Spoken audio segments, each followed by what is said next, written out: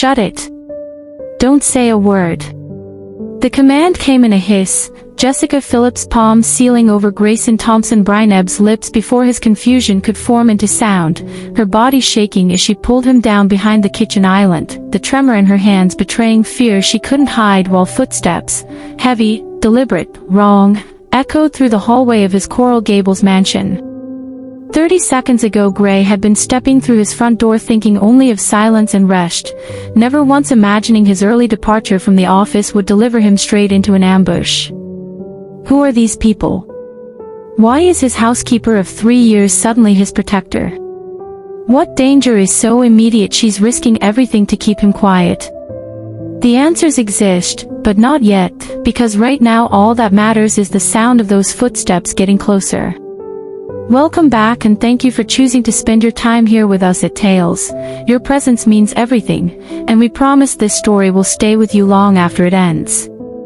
If you believe in stories that change perspectives, hit that subscribe button and drop a comment telling us where you're watching from. Let's build this community together. Now, let's get into the story. But Gray's survival in this moment was decided hours earlier, in choices made in boardrooms and parking lots, in deals crushed and enemies created, in a life lived so far above ground level he never noticed the trap being set beneath his feet. He had never done this before, not in the 12 years since Quantum Core Technologies transformed him from a garage startup founder into one of Florida's wealthiest men under 40. Coming home early wasn't in his vocabulary, wasn't part of the carefully constructed routine that turned sleepless nights and ruthless decisions into a tech empire worth billions. But today something broke inside him during the Meridian Industries acquisition meeting, sitting across from David Chin and Marcus Valtieri in that glass conference room overlooking Biscayne Bay, watching them smile too widely and speak too carefully, their eyes tracking him like sharks circling wounded prey. The $2.8 billion deal that would cement Gray's dominance in AI infrastructure had them hungry, not for partnership but for destruction, and he felt it in his gut, that ancient survival instinct money couldn't buy, the one that whispered get out, go home, something's wrong. So he left without explanation, ignored his assistant's protests about the afternoon investor calls, and drove through Miami's golden hour traffic toward his Coral Gables estate, the setting sun turning the palm trees into silhouettes against a sky bleeding orange and pink. He noticed only vaguely the two black SUVs that seemed to mirror his every turn for the last 30 minutes, their tinted windows reflecting nothing, their presence just subtle enough to dismiss as paranoia, just persistent enough to make his shoulders tense. Gray told himself he was being ridiculous, that success bred suspicion, that not every shadow was a threat. He was wrong. Because now Jessica's fingernails dug into his wrist as she held him down behind the marble island, her breath hot and frantic against his ear as she whispered the words that turned his blood to ice. They're already inside. 5 of them. They've been waiting. And Gray's heart slammed against his ribs because he suddenly understood that the cars following him weren't protection, they were confirmation, a way to ensure their target arrived on schedule for an execution dressed up as a home invasion, and Jessica, his housekeeper of 3 years, the woman he exchanged pleasant small talk with but never really saw, had somehow noticed what he missed, somehow understood what he ignored, and now held his life in her calloused hands while footsteps moved methodically through the rooms upstairs, searching for the man who should have walked through that door 5 minutes ago, alone and unsuspecting and easy to eliminate. Gray's heart hammered against his ribs, trying to process Jessica's words. 5 of them, already inside, waiting, but before he could whisper, "How?" her palm pressed harder against his mouth, her head shaking violently as footsteps creaked across the Italian marble upstairs, deliberate and methodical, moving room by room like a military sweep. Through the kitchen's floor-to-ceiling windows he could see them now, the 2 black SUVs parked brazenly in his circular driveway, doors hanging open, engines running, escape routes planned with the precision of men who'd done this before. Professional. Organized. Deadly. Jessica's hand finally slipped from his mouth and she pulled her phone from her apron pocket with shaking fingers, the screen already glowing with a silent 911 call, location shared, help summoned before he'd ever turned his key in the lock. "I saw them when I was leaving through the back gate," she breathed, barely audible, her words tumbling out in frantic whispers. "2 cars followed you up the street. I came back through the service entrance and saw them forcing your front door. I know what this is, Mr. Brinebs. I know what men like that do." And suddenly Grey remembered fragments he'd never assembled into meaning, how Jessica always arrived early and left late, how she moved through his home like a ghost who noticed everything, how she'd once mentioned, casually, while folding his laundry, that her brother was killed in Colombia by men hired to silence union organizers, how she'd promised herself after his funeral that she would never ignore danger again, never stay quiet when someone's life hung in the balance, no matter how small her position or how invisible she felt in the machinery of wealthy people's lives. If you've ever felt invisible, if you've ever wondered whether your voice matters when nobody's listening, stay with this story. Because what Jessica did next proved that the quietest people often hold the loudest truths. Upstairs, something shattered. A voice cursed in clipped, business-like tones. "Check the garage. Check every room. Chin wants confirmation before we leave." Grey's stomach dropped at hearing that name, Chin, because David Chin had smiled and shaken his hand 6 hours ago in that glass conference room, had looked him directly in the eye and promised partnership while already planning murder, wanting Quantum Core's patents and contracts badly enough to eliminate the only obstacle between him and total monopoly. And Marcus Valtieri was obviously involved too, the two vultures finally coordinating instead of competing, realizing Grey was worth more dead than defeated, that killing him was cleaner than outbidding him. The realization hit like a physical blow. His business ruthlessness had created real, deadly enemies.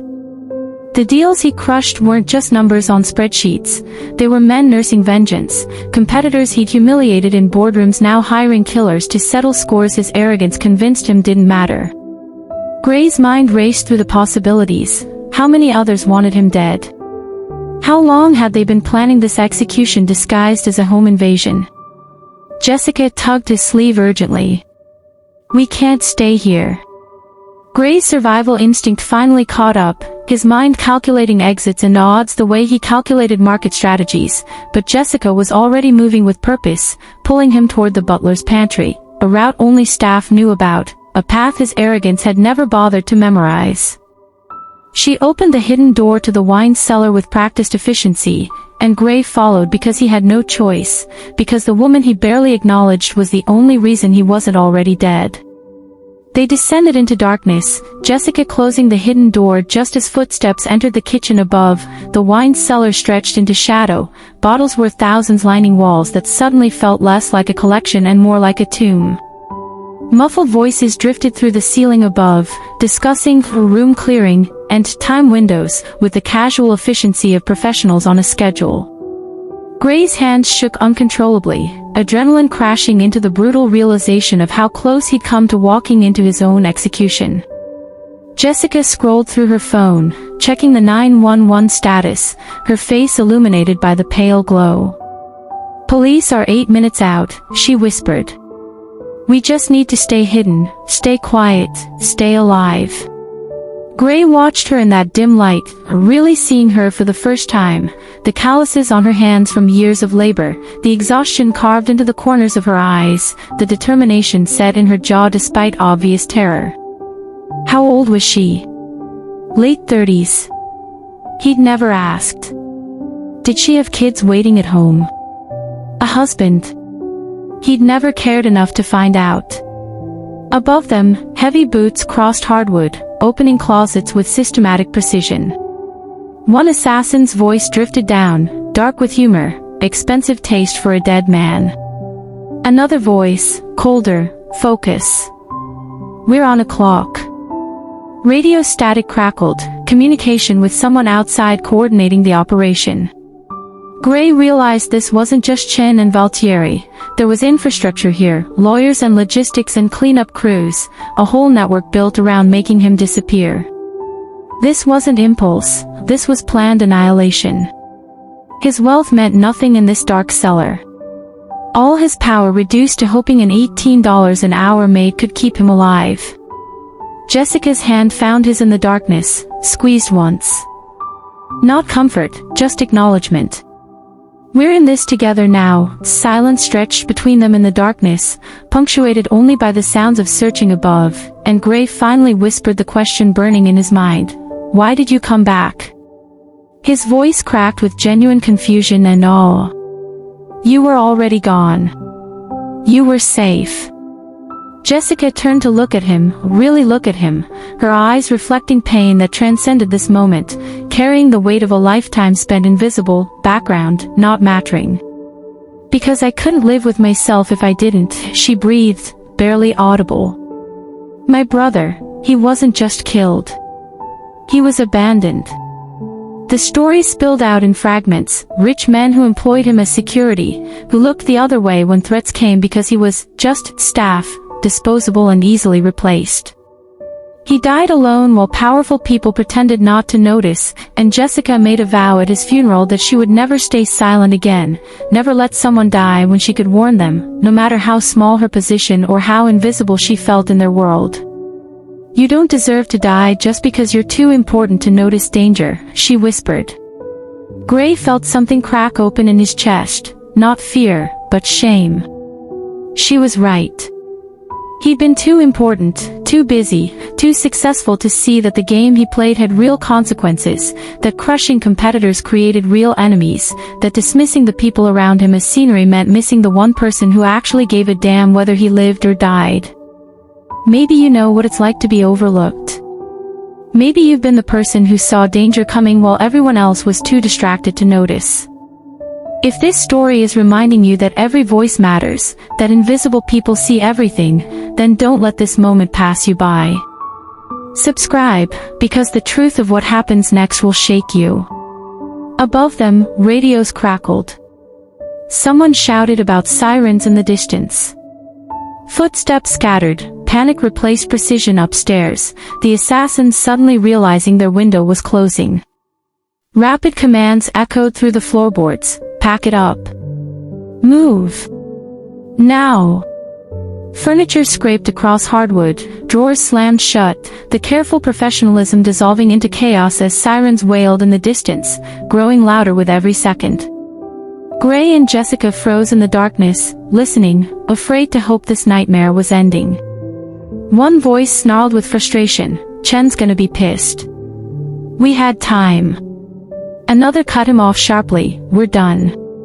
Cops are 2 minutes out. Go." The sound of the back door slamming open, SUV engines roaring to life in the driveway, tires squealing as they peeled away into the Miami night.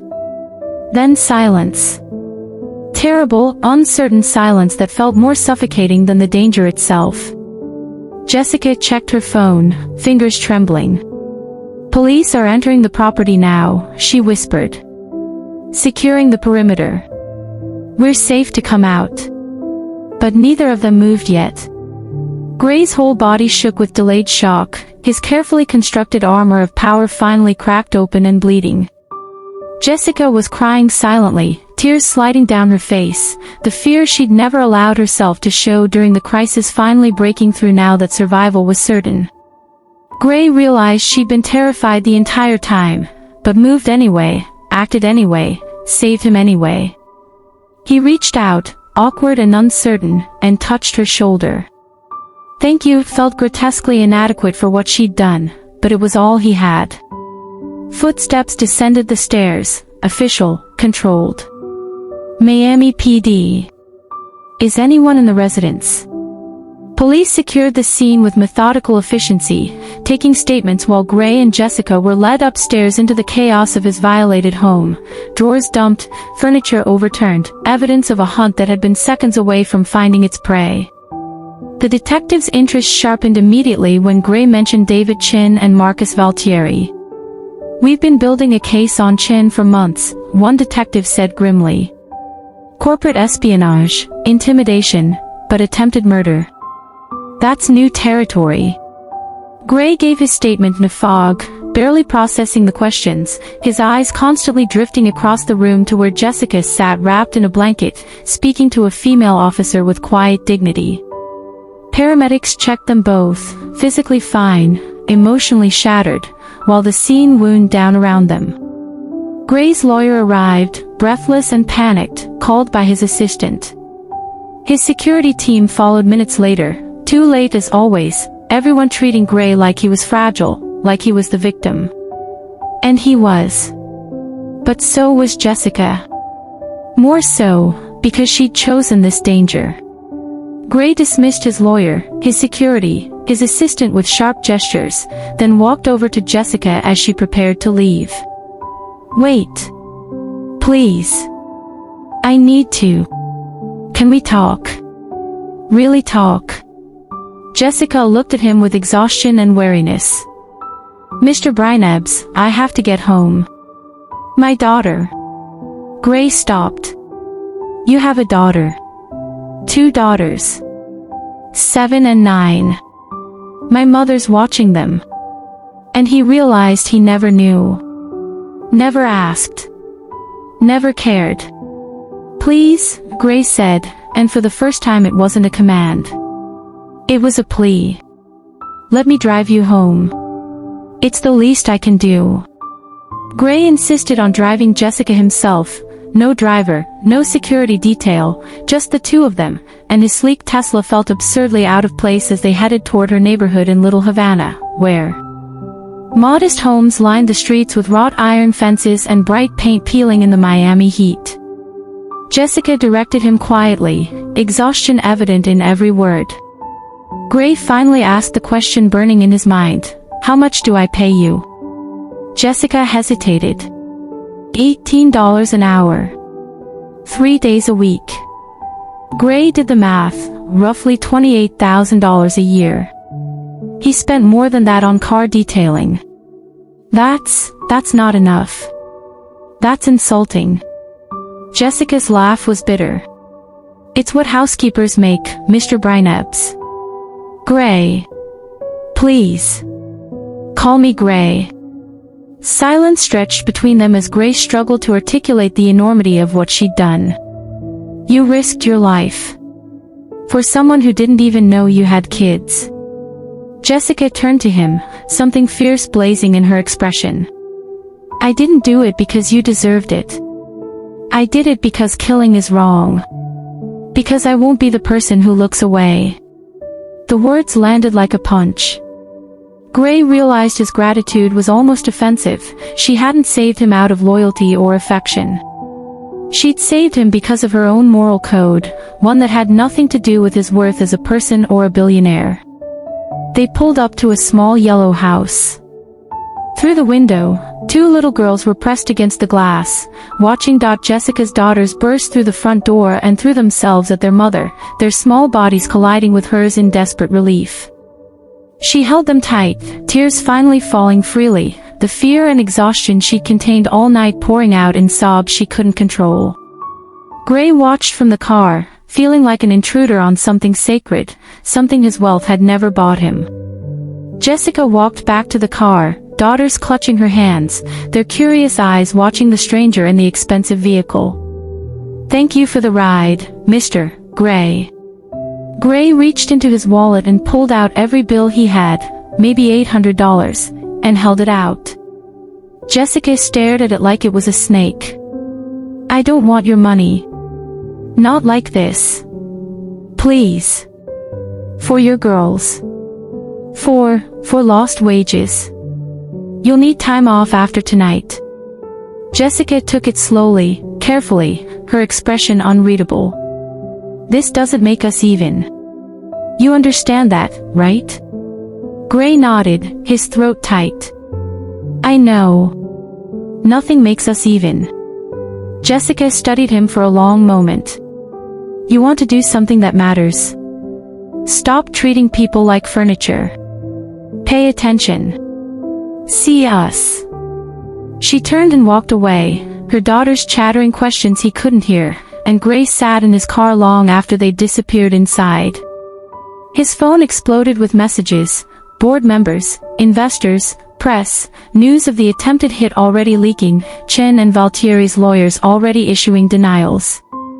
But Gray wasn't thinking about any of that. He was thinking about $18 an hour.